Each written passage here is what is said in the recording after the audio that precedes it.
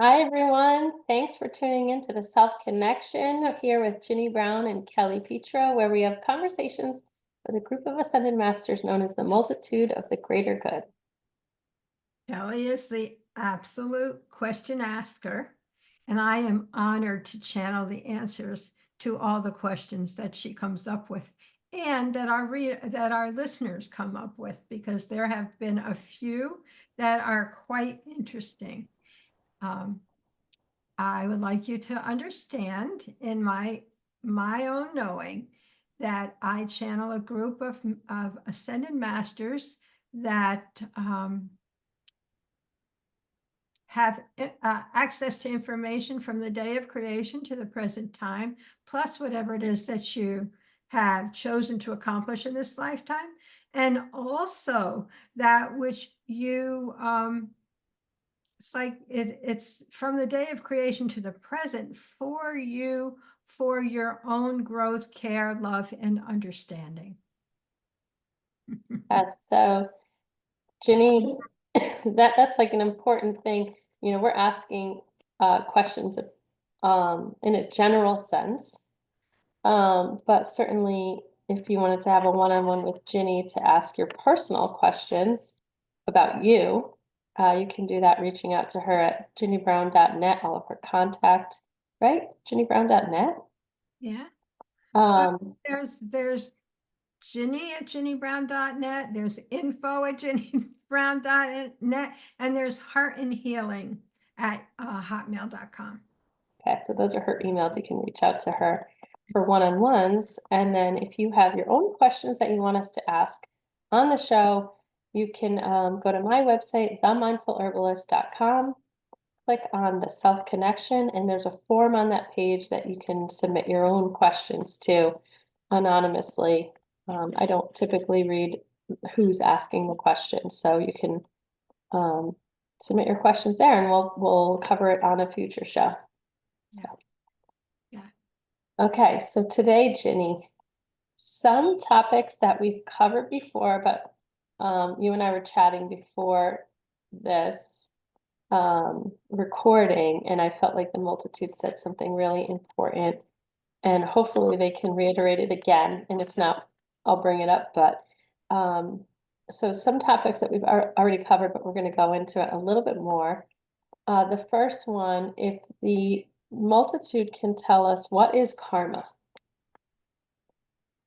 It is important to understand that karma is the process of like healing issues from lifetime to lifetime for one single being within oneself.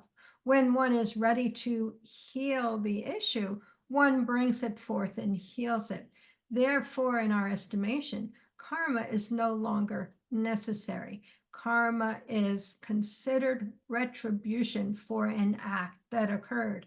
However, each one is able to heal that issue in their current lifetime if they so choose to heal it. If not, they will bring it forth again in another lifetime to heal it. However, there is no karma, there is no retribution. It is one taking care of one's own issues, healing and resolving for oneself in the best way possible. Do not be concerned. Okay. I'm closing my door because my neighbor is leaf blowing. So that's interesting. It sounds like, okay, I think the way our culture uses the term karma here in the US in 2024, and probably not everyone, but like generally when you hear people using this term karma, it's like karma's a bitch, karma's gonna come get you. And Yeah. it's like payback for the sins you've, right? Or even in a good way, like, oh, it's good karma. It's like, oh, you did a good deed, so good will come back to you. And I think what they're saying is it's not that. That's how I understood it. Yeah. It's not a retribution for anything that's been done in any way. Is Good, it more, bad, sorry, say that last bit again, I cut you off. good, bad, or indifferent. Yeah. Is it more on the emotional level? Does it, because they said healing. It is important to understand that many experiences are like had or experienced throughout many lifetimes. And when one is incomplete within its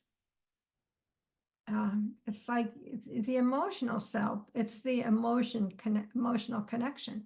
But if one is incomplete within the process within oneself, as to the why, when, how, where, and the meaning behind it, one cannot complete the process completely. And when one is interested in healing the remaining portion of that, then one will bring it forth. However, it is basically on the emotional level, as it is the emotion that is the detriment to a being. It is the emotion that is unable to be accomplished in many lifetimes. Therefore, one brings it's like a resonant experience in order to complete the emotional portion of the experience. It is not a back and forth. It is not something that says, oh, you did this in one lifetime, so now you're going to either pay for it in one way or another, positive or negative. It is not that at all. Okay, so they said karma is no longer necessary, or they said something that made me feel like Well, that process.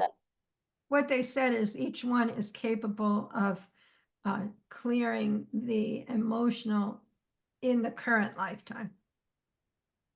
That feels like a new thing for humanity. Is that correct? It is important to understand it is a new thing for those who are interested in learning more about themselves. However, there are many who are not yet to that level of being. So it is it's like an unimportant um, information of knowledge that many are not interested in knowing about, or hearing about, learning about, completing. It is important to understand, however, that much can be accomplished for those who are interested in accomplishing. Do not be concerned. Okay, so maybe because of our audience who may be seeking self-improvement, more deeper self-awareness, Yeah. it's for them. It's for that type of audience, I guess. Well, hang on. So let me follow that up. So how does one, okay, so if we are now capable, or for some of us, if we are capable of clearing karma, right, creating that balance within the lifetime, whereas in the past, maybe it was things that we carried from other lifetimes. If we're now capable of not experiencing that between lifetimes, like having it be resolved within the same lifetime, how is it that we can do that? Or is it something we don't need to pursue resolving of? Is it something that just happens automatically? Like, can they talk more about that process?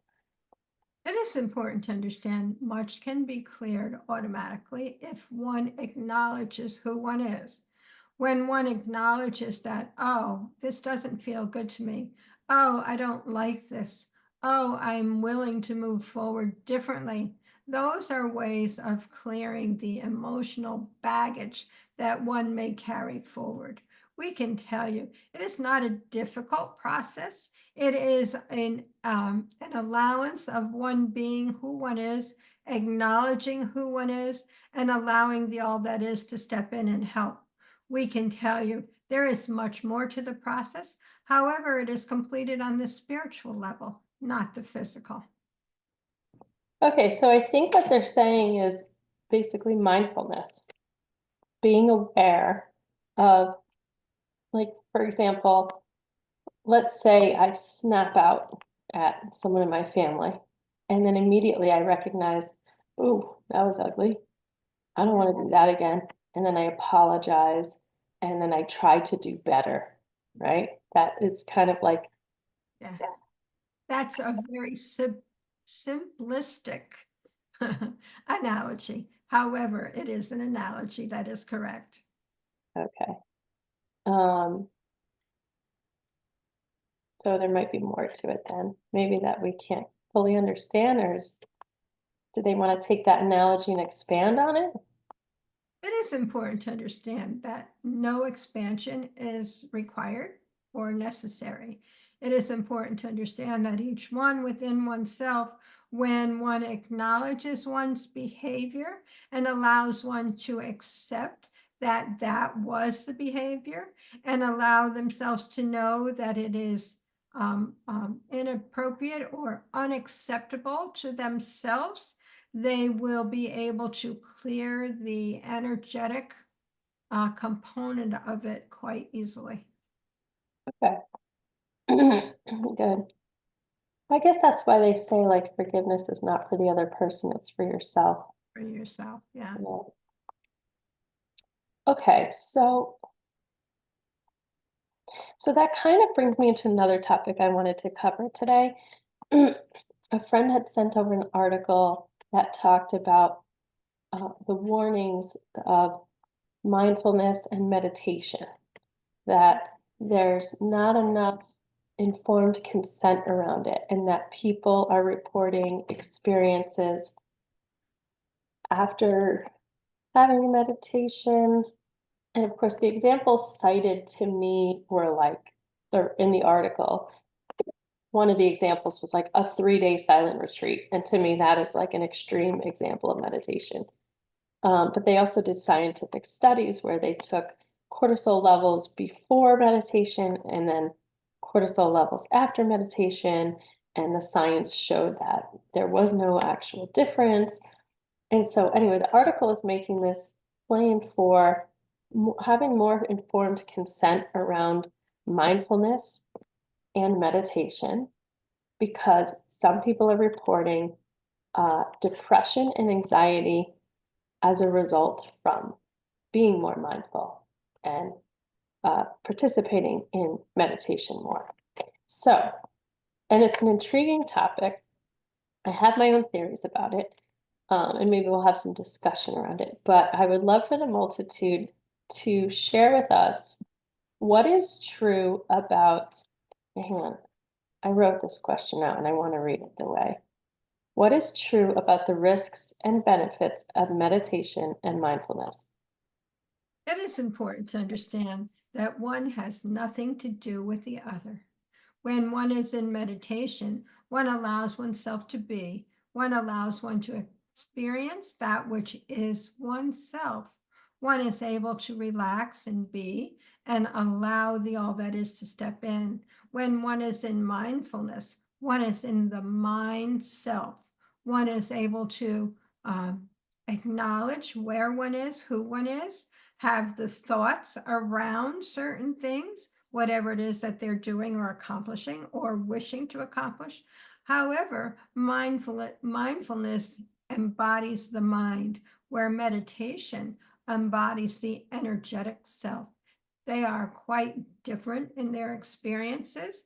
And when one experiences a part of oneself that is foreign to one, one is able to move differently and in allowing not only negativity or whatever they assign to that experience during meditation. We can tell you all meditation is positive. There are those who however, would say, I had a negative response because I meditated. In our estimation, they had a negative response because they are allowing it to come forward to be healed. In our estimation, it is not a cause, it is not an effect, it is a healing process. Do not be concerned. Okay. So let's then, per their suggestion, take mindfulness and take meditation and separate them. And what they said makes complete sense.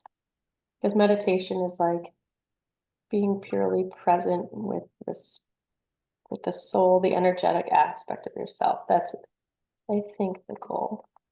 And it's so hard too to say meditation because there's all different kinds of meditations. Mhm. There's, guided meditations. There's Kundalini meditations. There's um, mantra meditations, like transcendental meditation.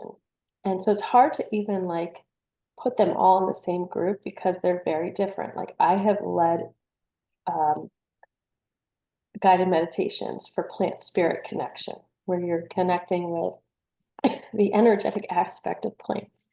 That's going to be very different than if you're sitting in your room with no sound, your eyes closed, and you're focusing on trying to focus on nothing, right? To escape the mind, right? Not escape it, but to just free the mind. That's a very different experience.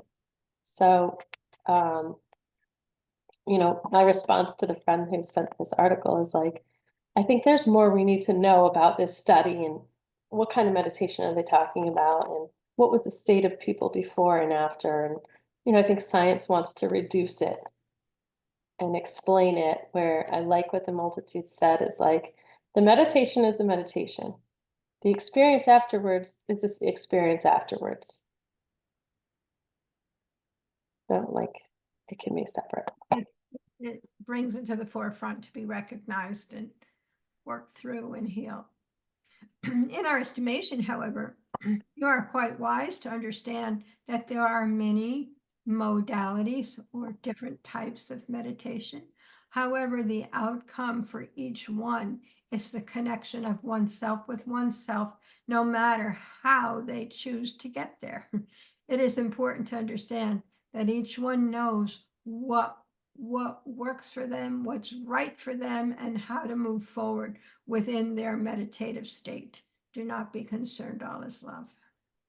Yeah, and like the feeling I got was when you're in that meditative state, you're opening up to aspects of yourself that perhaps you didn't know were there, you weren't aware of, Right. and that when you come out of that meditation, you might enter a state of mindfulness now where you can feel the contrast of what you didn't feel before and what you feel now. And in that mindfulness, where you're witnessing the newness of what has come in because you allow yourself to connect to yourself, in witnessing that, it might bring forth the discomfort of, because now you're more mindful and you're realizing what you've been anxious about without knowing you were anxious about it. What has been weighing on you, depressing you, that you didn't acknowledge before you open yourself up to more parts of yourself. That's Right. kind of what the feeling I got. And then what the ego self is doing is saying, oh my gosh, that meditation did this to me. Right. It may have been a catalyst to open your awareness to parts of yourself that you were not acknowledging. Um, yeah, and some of these people who are, excuse me, quoted in the article were talking about like instances of psychosis. I mean, that's like an extreme case, right? Yeah. And who knows, perhaps their soul is leading them to experience psychosis because there's something in experiencing that was from a past lifetime and clearing their own karma or whatever. Right. Yeah. Yeah. I can share with you that I had an experience where I was meditating. I like to listen to like soft, mellow music when I meditate. And I don't know if I was doing that this time or not, but I know that I went to a place and it was just all dark. There was nothing I could see. It was just all dark, but it was peaceful and relaxing. And the experience was wonderful. And I would love to go back to that place again. And I haven't been able to attain it. But I know that when you get to that place, your body relaxes, you relax, and healing is allowed to take place, physical or otherwise. So I would love to go to that dark nothingness. It was a nothingness to go there again. So that would be my goal in meditating again. Sounds very peaceful, Yeah, it was great. relaxing, no stimulation, right? No.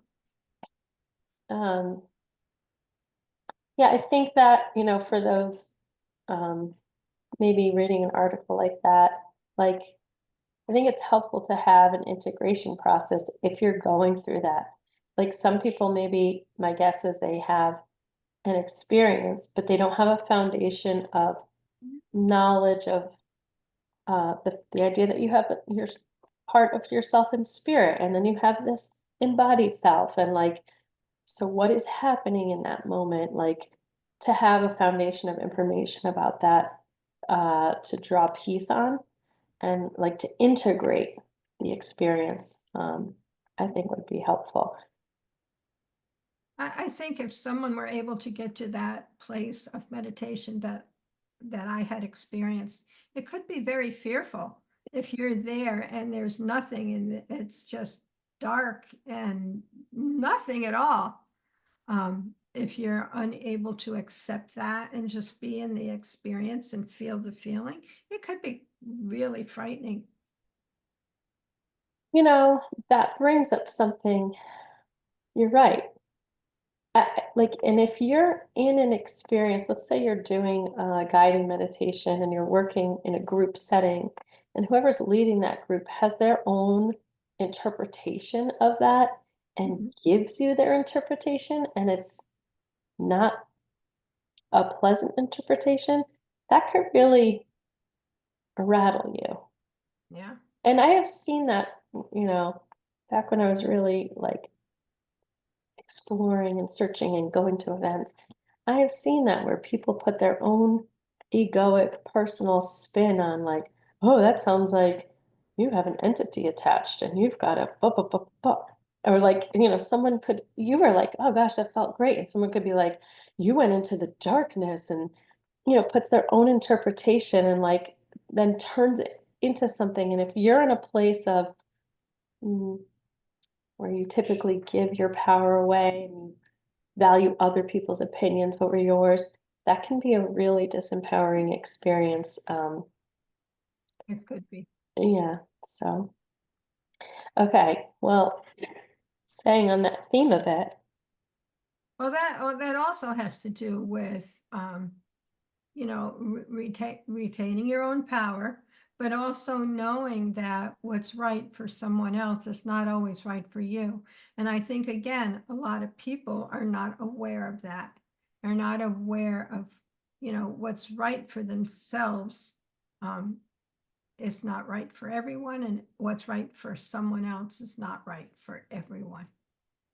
Yeah. Ginny, you always bring that up, and I'm so grateful for it, because similar to what we're talking about, when we're having conversations, I'm sitting here in my own experience, and I feel like I sometimes come from a place of wanting to protect people from what I experienced, um and the pitfalls that I traversed, and like I wanted, like, I don't know, tell them from a place of that.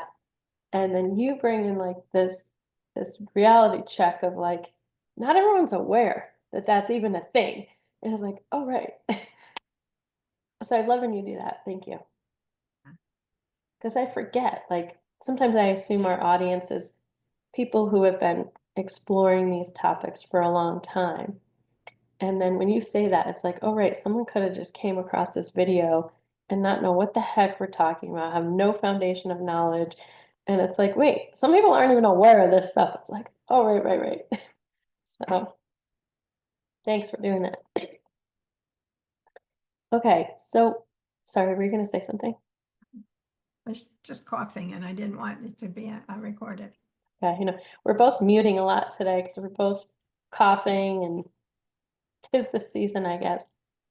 Um, okay, so I'm gonna kind of carry on with this theme and ask the question actually that you asked me. We were talking before we started about Kundalini. And you said, what is Kundalini? I said, Ginny, don't you remember we did an episode on this? And you're like, I hear people talk about it all the time. And I think I gave an answer that might have been congruent with what I learned from the multitude from that episode. So we're covering something we've covered once before, but yeah, I think I'm going to share first what a lot of people. Oh, do I share that first? Yeah, okay. A lot of people talk about Kundalini in this really mystical fashion. And perhaps there's some ancient writings on it. I don't know.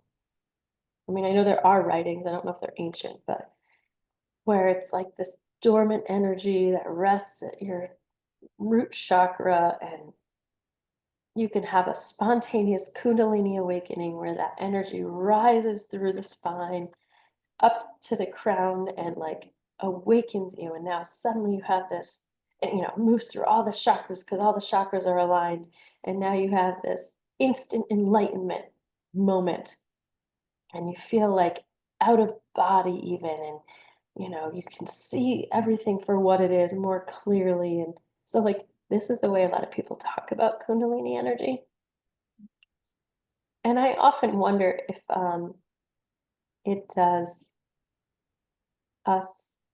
Well, I can already hear the multitude, kind of like everyone gets it how they need it. But I was going to say, it almost does people a disservice. I think a lot of times we talk about things in a very mystical way, and then it's not like grounded in reality, and it feels like unattainable or um, too abstract to relate to. And that's why I love asking the multitude questions, because I feel like they just ground it for us into more digestible information that's grounded in reality and not like we're floating away in a cloud kind of. Although part of me loves like the magic of it all. Anyway, I'm babbling here. What I'd like them to do, please, is what is true? Answer the question, please. What is true about Kundalini energy? It is important to understand that each one on the earth plane brings with them what they need to know. However, it is not always available information. Therefore, there are those who believe they need to learn and learn and learn and learn more about each thing in order to allow it to occur. We can tell you, however, it is not about learning, it is about feeling. And when one can feel the ability to be who one is, and feel their knowing, and feel their allowing, and feel their understanding of being, they will allow the energy to flow. Kundalini energy is that part of oneself that allows oneself to connect with oneself. It allows oneself on the earth plane to connect with oneself on the spiritual plane, as that is where the information actually resides. And one allows oneself to connect with oneself and allow that information to come forth. There is information, however, that is available to the mind self, which is quite different from that which is available from the knowing self. In our estimation, it is important to understand that Kundalini energy is the experience rather than a thing or a part of one. It is just an allowing of being of who one is and allowing one's heart self to connect with one's spiritual self or super self. Do not be concerned, all is love. I like how they said, there's information available to the mind self. And to me, that would be like the books that we read, the teachings we share. But there is one thing about the books that we read. I Yeah. remember asking my guides one time, should I read this book? Is this one right for me? Is this one right for me? And they would tell me, get to know who you are first. Know what you know before you get another person's opinion. So I Yeah. don't read a whole lot of books anymore. It's You just know, I connect with myself, basically. I can totally relate to that, Ginny, because I actually have a hard time reading. I have a ton of books and on that shelf too, that I have the books. I haven't read them. They were gifted to me or whatever. Um, because I have a hard time reading. And it's like I'll fall asleep or and then audiobooks kind of they were the thing for me. But Yeah. when I first started kind of dabbling in this, I didn't read any books because it was just daunting, the idea of reading like a thick book. Like I wanted to, and I was drawn to the topics, and let me read the book and understand. And I think I realized the more I read, the more I get confused with what's true for me versus what was true for another. So a lot of my experience was similar to you, where I had the experiences and I knew there was something to it. I couldn't quite describe it. Um, and so then I would go searching for some sort of validation, which would have come in the form of a book of someone else's interpretation of the energy, right? Described as Kundalini or described as mm, psychic awareness or whatever. Each author has their own interpretation. And and so I used like the books as a way of validating what I already experienced. But I think it's important to know that like a lot of times the books are just someone else's interpretation of what's happening.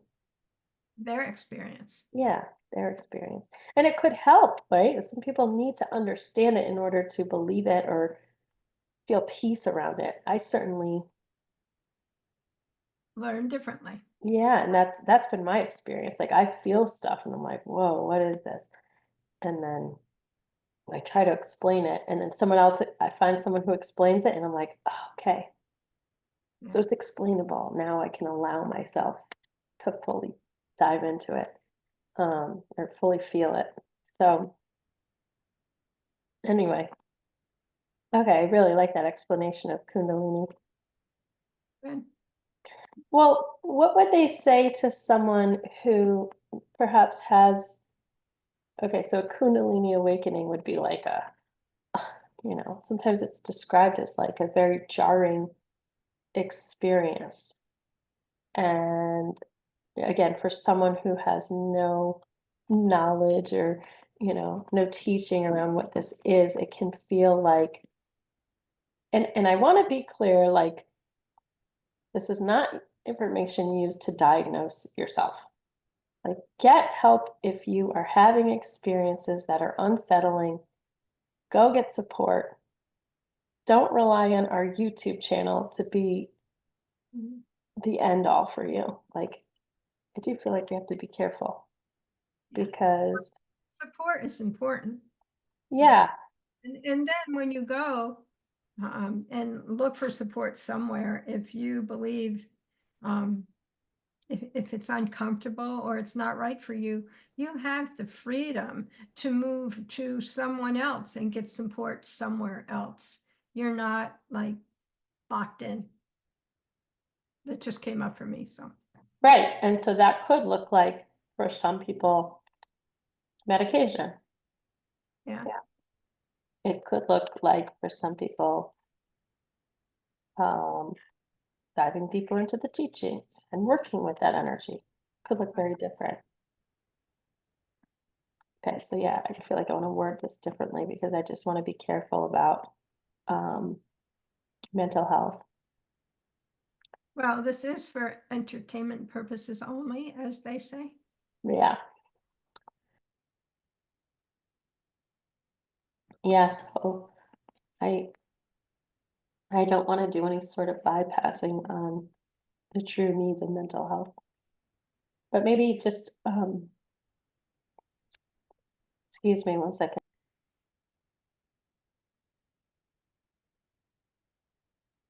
What can the multitude share in the way of explanation and or just explanation of someone having a very jarring experience with a Kundalini awakening?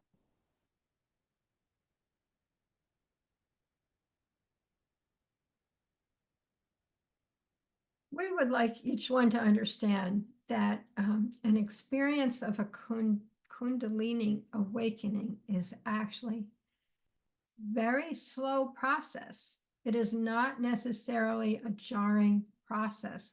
What may be jarring is the mind realization of an issue that one has experienced or allowed oneself to recall. However, the Kundalini itself is an energy. It is only an energy, and it allows oneself to connect with one's energetic self and spirit. We can tell you if one believes that there is a problem, there is a problem. However, we can tell you Kundalini energy is just that, energy. Do not be concerned, all is love. Okay, so that kind of ties in with what we were saying before about, it's not the meditation that is like the risk. And it's not necessarily a risk. It's that same with Kundalini energy. Maybe it's like the same thing. It sounds like you're just connecting to more of yourself, which could bring in a deeper level of self-awareness that one didn't have beforehand. And that self-awareness then is witnessing issues that were unacknowledged, or that, like, what comes to mind is like suddenly the soul decides, oh, I just opened up to more of myself. Past life issue drops in that needs to be resolved karmically. Now's the time. Um, and then the embodied self, Karmically, Kelly? well, like karma, a past life issue coming in to be cleared. Right. Why is karmically not a word? No, it is. Yeah, but we just established there is no more karma. Well, for certain people, right? But they said that some. Yeah. It just, no, it doesn't always register. Okay. Yeah, definitely correct me if I'm not understanding this right. Oh. But so yeah, You are. what's that? You are. Okay.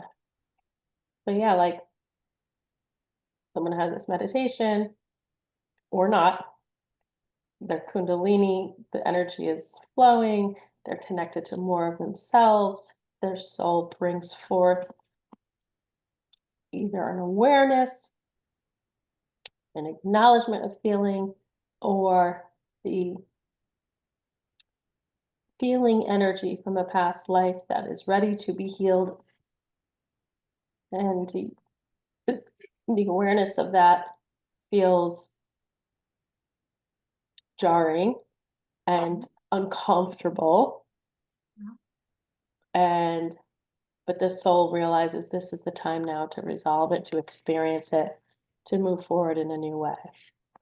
Okay. Is that a good interpretation of the message? Sounds good to me. Okay.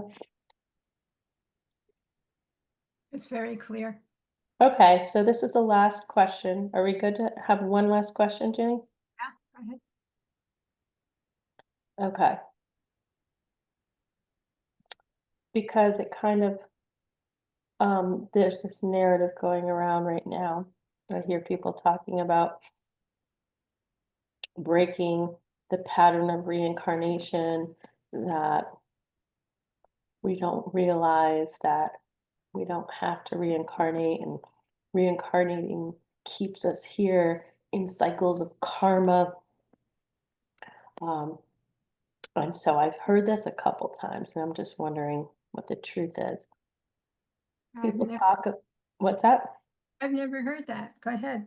Yeah, it's like this isn't something new floating around in New Age discussions, where like one thing that we don't realize is that, all these near-death experiences, people talk about, they see the light and they go to the light. But what they don't realize is that if they ignore the white light and they turn around, they would see that there's another option, the universe, that provides this option to return to your original density, to source, and to come out of cycles of reincarnation.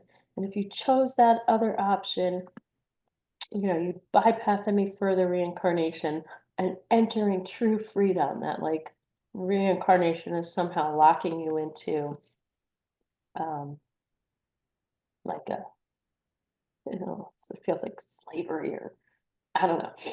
So anyway, Never-ending cycle. yeah. So can the multitude share what is true about this type of information that I just shared? It is important to understand that one comes to the earth plane of one's own choosing. One allows oneself to experience whatever one believes would be beneficial to oneself. If one chooses to remain in spirit, that is quite a wonderful option. However, there is not the growth in spirit that can be attained by reincarnating to the earth plane. We would like each of you to understand that it is one's choice whether or not to expand oneself, or whether or not to stay in spirit and learn what can be learned in that way. However, we can tell you that Earth School is quite a significant leap of faith and learning and understanding, and each one comes to allow each one's growth to occur in the highest and greatest form for each one's own self.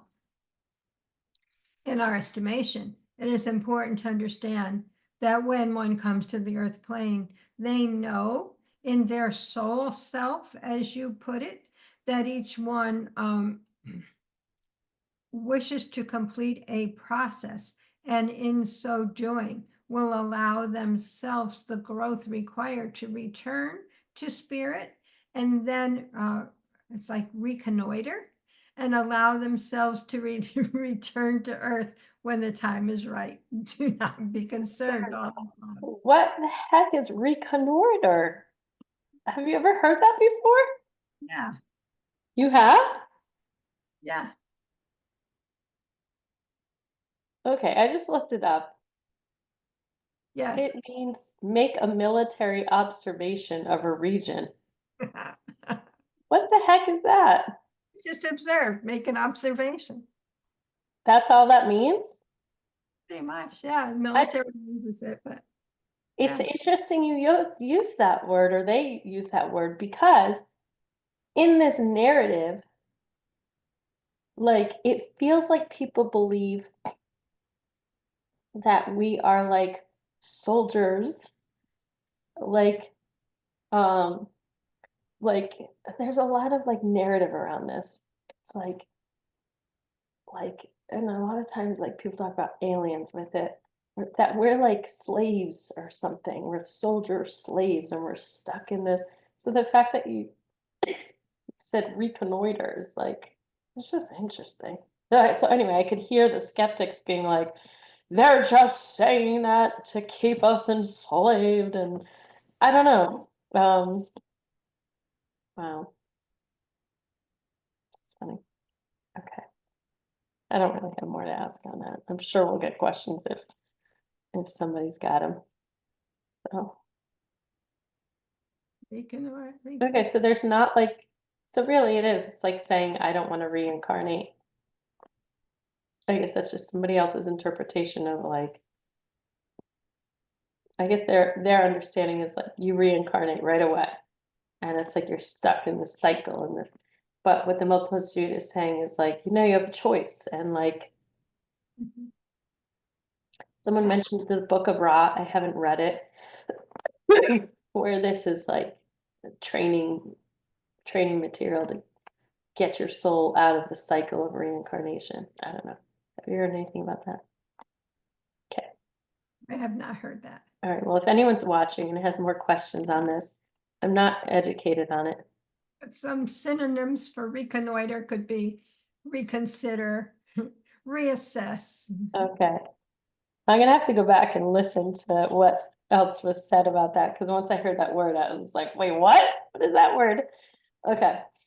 So yeah, if anyone's watching and has more questions about this topic because you're more educated on it, or when I say educated, maybe you've like explored this topic more than I have. Or experienced. I would prefer experienced than Yeah. Yeah, I think if you have experience with it, that's super helpful. I think, I guess is what happens is people experience something and then they want to share it with people. And then through the dissemination of information, people adopt it as their truth and their belief, and then it gets spread even further. And who knows, maybe some of it gets lost. Yeah, but I think, it's more of the mind again rather than the resonance. If it Yeah, resonates with someone, yes, that's wonderful. But if it's the mind searching and looking for things and people believe it wholeheartedly, that it doesn't always fit for that person.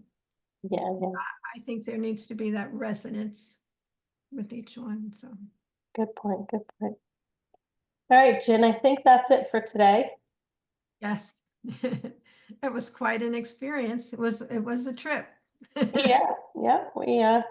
At many places. We've opened ourselves to more of ourself, perhaps experiencing more Kundalini energy, settling our karma through mindfulness and meditation. No, that was a really interesting weave of topics there. Yeah, So thanks for channeling. you're welcome. Thanks for your Thanks, questions. thanks to the multitude for bringing forth the answers. We are most pleased to participate in your earthly endeavor, and we find it not only quite enlightening for you, but quite enlightening for ourselves as well. Do I not be concerned, all is love.